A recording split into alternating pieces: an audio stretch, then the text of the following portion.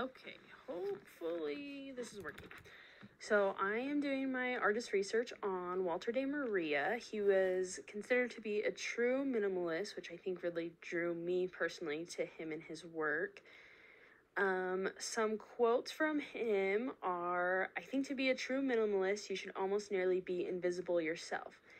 I liked that quote because I also liked it because as I learned more about him, he really lived like that. Like, he didn't like to be in the spotlight very much, which I feel like is interesting as an artist, but I feel like both him and his art lived up to that quote. He also said, I like natural disasters, and I think that they may be the highest form of art possible to experience. Every good work should have at least 10 meanings. The thing is that I think the geography is the most important thing, and I think had I been brought up in a second generation Italian American in New York City or in Philadelphia or Boston or an Eastern city, I probably would not have been an artist. I probably would not have had the range of experience that I have had living in California because of the great openness of California.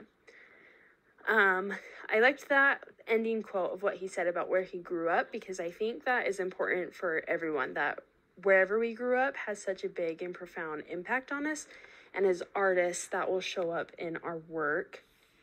Like for me growing up in Utah, my art is definitely going to look different than someone who grew up in California or in Arkansas or Colorado or whatever. De Maria also had a profound impact on artists because he expanded the scope of the minimalist canvas, and we'll see that in his work.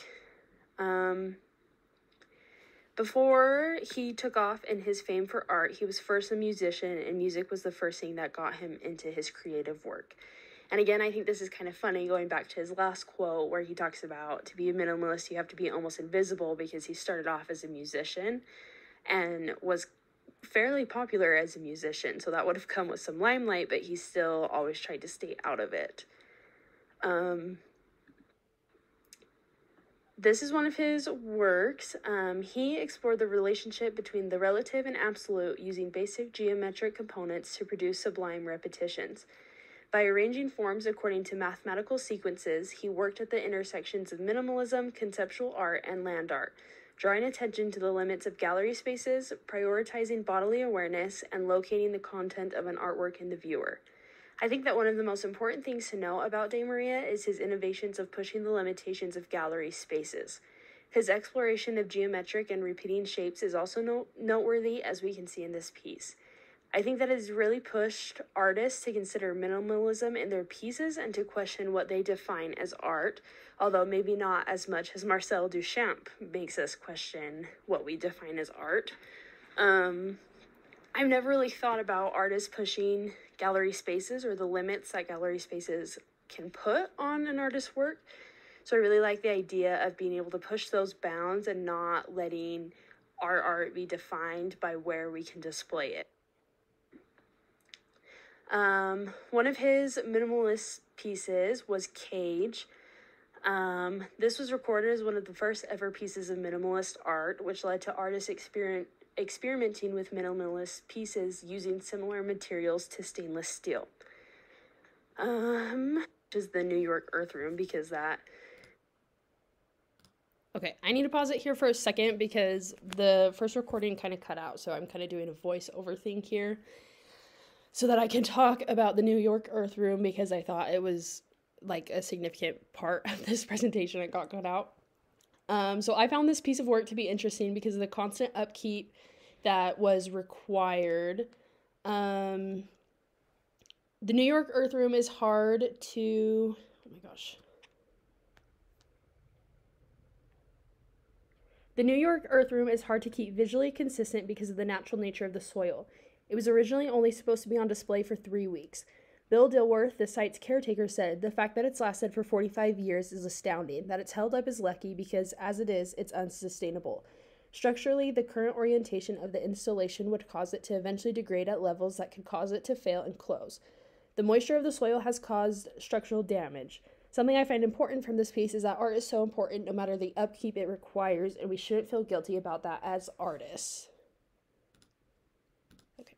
Since it's all of the moisture is just like ripping the room itself. This one just more or less has to be dusted, but it's the broken kilometer. The rods this piece is composed of slowly oxidize and have to be polished every 2 years. The 5 rows of these rods equate to be a kilometer long. His minimalist approach with this piece is powerful because even though it's just rods laid down across the floor, viewers claim that it's so full of light it doesn't even look like metal anymore. It's almost like radiant heat. It's so beautiful, just humming with brightness. Another one of his pieces was a mile-long drawing. Walter de Maria was widely associated with the 1960s land art movement, which was a political movement where artists swapped the canvas for the earth to make a statement about saving the environment. An example of this that isn't from Walter de Maria is the spiral jetty located at the Great Salt Lake.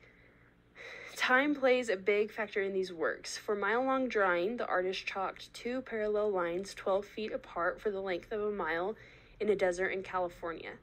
In this piece, we see him transform his minimalist work from the gallery to the outdoors. Since this piece was done in chalk, it did not last long, but that was the main idea of the piece, was to draw attention to the passing of time, and that change is constant. Art like this changes the sacredness of artwork. I feel like it also challenges how we may perceive art because before learning about art like this, I personally don't know if I would have considered it art as my first impression. Walter de Maria shed light on the delicate relationship between nature and mankind, in which the latter has tried to make sense at the external world through natural category like space, time, order, and measurement. In this respect, the viewer was called to meditate. I find this piece very interesting because it's not meant to last. And I really like how one of the things said that this challenged the sacredness of artwork, because I feel like sometimes with art, we worship it in a way and like we want to keep it, like we want to preserve it and make sure it stays nice and put it in a nice little museum where it's not going to get touched. Yet this was art and it was meant to be washed away within a couple weeks. Another one of Maria's famous land art pieces is the lightning field. To get to the lightning field, you have to drive through the desert of New Mexico for a few hours.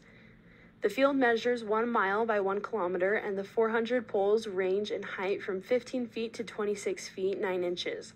But because the seemingly flat terrain is actually quite uneven, their tips are so level that you could lay a sheet of glass atop them.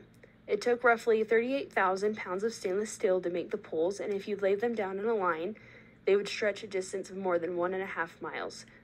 Walter de Maria chose this place in New Mexico because the chance of lightning storm is pretty likely. However, it is still an amazing piece to see, even if you don't get to experience it with lightning. I feel as if some people see a big disadvantage of land art pieces being that they aren't easily accessible, but I feel like the same thing could be said for art museums that you don't live nearby. This piece in a desert in New Mexico is more accessible to me personally in Utah than a museum in Paris. Art museums can be just as inaccessible as land art pieces like this. I also think the medium of this piece is interesting because really the main medium he used was lightning. He just used rods to attract that lightning.